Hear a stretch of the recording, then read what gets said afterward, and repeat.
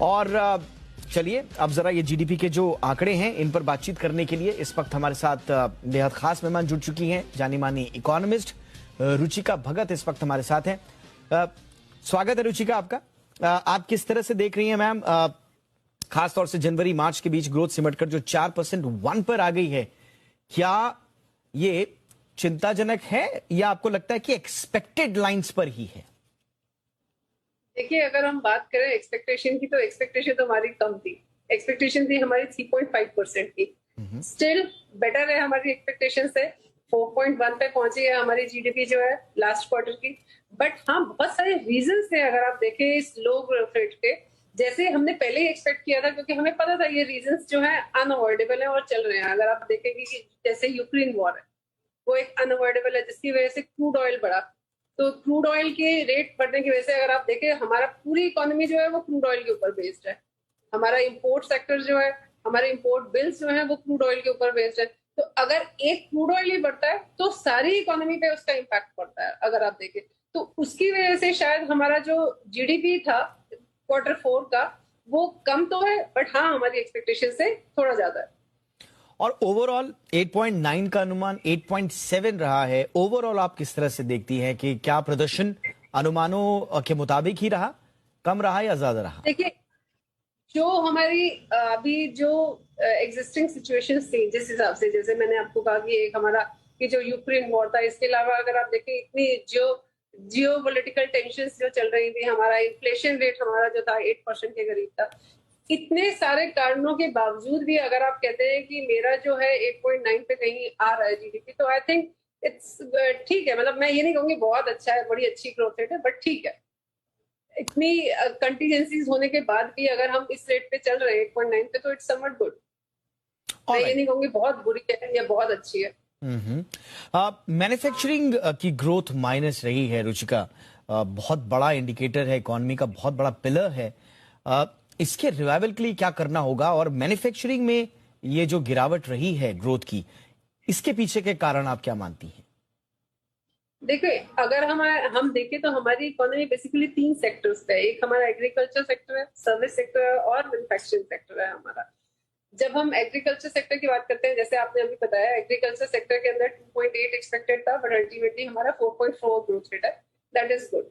Similarly हम अगर service sector की तरफ देखते हैं तो सर्विस सेक्टर भी हमारा अच्छा कर रहा है, उसकी कॉन्ट्रीब्यूशन भी बहुत अच्छी है। बट जब हम आते हैं मैन्युफैक्चरिंग सेक्टर की तरफ, मैन्युफैक्चरिंग सेक्टर की जो ग्रोथ है वो इस बार कम रही है, इनफैक्ट नेगेटिव में चली गई। बट ओवरऑल अगर आप ग्रोथ रेट देखेंगे मैन्युफैक्चरिंग का, तो वो 9.9% का है। अब हमें पहले यह जानने की जरूरत है कि इसके कारण क्या है, क्यों मैन्युफैक्चरिंग सेक्टर की ग्रोथ जो है वो कम है। इसके बहुत बड़ा रीजन जो था वो क्रूड ऑयल था, क्योंकि आप देखेंगे कहीं ना कहीं हमारा जो मैन्युफैक्चरिंग सेक्टर है वो कहीं ना कहीं उसका जो बेस है वो क्रूड ऑयल है। कहीं हर जगह पे अगर आप देखें, चाहे आपका टेक्सटाइल सेक्टर है, चाहे आपका रबर सेक्टर है, चाहे आपकी कोई भी इंडस्ट्री है, अगर आप देखें तो उसका बेस जो है वो क्रूड ऑयल है। अगर क्रूड ऑयल बढ़ता है तो फिर इसके अंदर इनके खर्चे बढ़ते हैं, खर्चे बढ़ेंगे तो अनडाउटेडली जो ग्रोथ रेट है वो कम होगी। अगर आप इतने सारे इसके बावजूद, अगर आप देखें इतने सारे रीजंस के बावजूद मैन्युफैक्चरिंग सेक्टर जो है कहीं 9.9% पे रुका है, तो मेरे हिसाब से ये ठीक है। मतलब बहुत बुरा रिजल्ट नहीं है इसका। एब्सोल्युटली। और एक बार फिर से कृषि ने सहारा दिया, एग्रीकल्चर सेक्टर ने। लेकिन हर बार ये सहारा देता है, लेकिन इसको सहारा देने के लिए कहा जाता है कि जितने भी प्रयास किए जा रहे हैं वो नाकाफी हैं। कैसे तारतम्य आगे बैठेगा, और इतना इंपॉर्टेंट सेक्टर जिसने कोरोना काल से लेकर अब तक संभाला हुआ है एक तरह से, इतने इंपॉर्टेंट सेक्टर के लिए जितना अटेंशन दिया जा रहा है, क्या वो पर्याप्त है? मैं बिल्कुल इस बात से एग्री करती हूँ कि हमारा जो एग्रीकल्चर सेक्टर है, इनफैक्ट वो कोरोना फर्स्ट वेव से ही हमारा साथ दे रहा है। अगर आप देखें हमारी जो एग्रीकल्चर ग्रोथ है वो उसने हमें इनफैक्ट इंडियन इकोनॉमी को संभाल के रखा हुआ है। हाँ, हमें बहुत जरूरत है एग्रीकल्चर सेक्टर को और इसको बेनिफिट्स देने की। जैसे अभी लास्ट टाइम बजट में हमारी जो फाइनेंस मिनिस्टर है उन्होंने काफी, निर्मला सीतारमण जी, उन्होंने काफी इसके अंदर हमें अगर आप देखें तो बहुत सारे इस बार एग्रीकल्चर सेक्टर में चेंजेस आए थे। बट हाँ, अभी और जरूरत है इसके अंदर। अगर इसी तरह से अगर हम अभी भी एग्रीकल्चर सेक्टर के ऊपर ही डिपेंडेंट है हमारी इकोनॉमी, तो हमें उसको बूस्टअप करने की बहुत जरूरत रहेगी।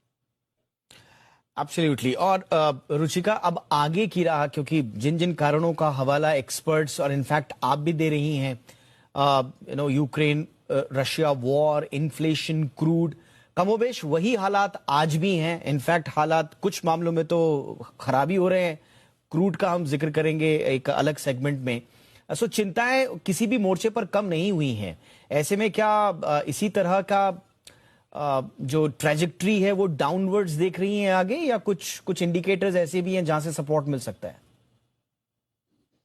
देखिए, जैसे अगर आप ये वाला सिनेरियो कहें तो हाँ, ये सिनेरियो चलता रहेगा, मगर अगर गवर्नमेंट कुछ अपनी पॉलिसीज में फेरबदल करती है, जैसे आपने देखा होगा अभी रिसेंटली गवर्नमेंट ने काफी चेंजेस किए। इनफैक्ट आरबीआई पे भी मैं अभी आऊंगी, आरबीआई ने जो चेंजेस लेके आई है, गवर्नमेंट ने वीट एक्सपोर्ट बैन कर दिया, गवर्नमेंट ने ऑयल इंपोर्ट जो है उसको स्टार्ट कर दिया। इनफैक्ट गवर्नमेंट अभी कुछ हद तक तो अगर आप देखें तो पेट्रोल प्राइसेस को कंट्रोल में किए हुए हैं। तो ये सारे फैक्टर्स जरूर काम करेंगे आगे फ्यूचर ग्रोथ रेट में। जीडीपी शायद मुझे लगता है कि अभी तो जो Q1 है उस पे आने में भी टाइम है, 1 महीना है, बट मुझे लगता है कि उसके जो रिजल्ट्स हैं कुछ बेटर होंगे। सिमिलरली जब मैं आरबीआई की बात करती हूँ, जैसे मैंने अभी आपको बोला, आरबीआई अभी अगर आप देखें तो 4 मई को प्रपोजल लेके आई थी। आरबीआई ने 40 EBS जो अपने पॉइंट्स जो है वो बढ़ाए हैं। इसी तरह से मुझे लगता है कि अगर आरबीआई इसी तरह से, अभी 6 जून को आरबीआई की 5th बार मीटिंग है, तो शायद कुछ और इसके लिए लेके आए, प्रोविजंस लेके आए, जिसकी वजह से थोड़ा सा इन्फ्लेशन और कंट्रोल हो सकती है हमारी, और ग्रोथ रेट में थोड़ी बढ़ोतरी देखने को मिल सकती है हमें। Absolutely. High prices consumer wallet, एक आम आदमी की जेब पर तो असर डाल ही रहे हैं, साथ ही साथ में प्रोडक्शन कॉस्ट को भी बढ़ा रहे हैं, इनपुट कॉस्ट को बढ़ा रहे हैं। स्वाभाविक तौर से एक ये बड़ा मोर्चा है जिससे लड़ने की जरूरत है, जिससे पार पाने की आवश्यकता है, ताकि ग्रोथ जो है वो आगे अपवर्ड ट्रेजेक्टरी में दिखे और स्मूथ रहे। बहुत बहुत शुक्रिया रुचिका इस तमाम जानकारी के लिए।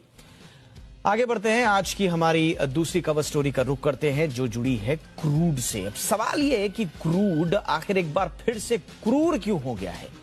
भारत सरकार ने पेट्रोल और डीजल के बढ़ते दामों को राहत दिलाने के लिए टैक्स में कटौती की थी, लेकिन अब लग रहा है कि ये राहत शायद ज्यादा दिनों तक न टिकी रहे। हम ऐसा इसलिए कह रहे हैं क्योंकि कच्चा तेल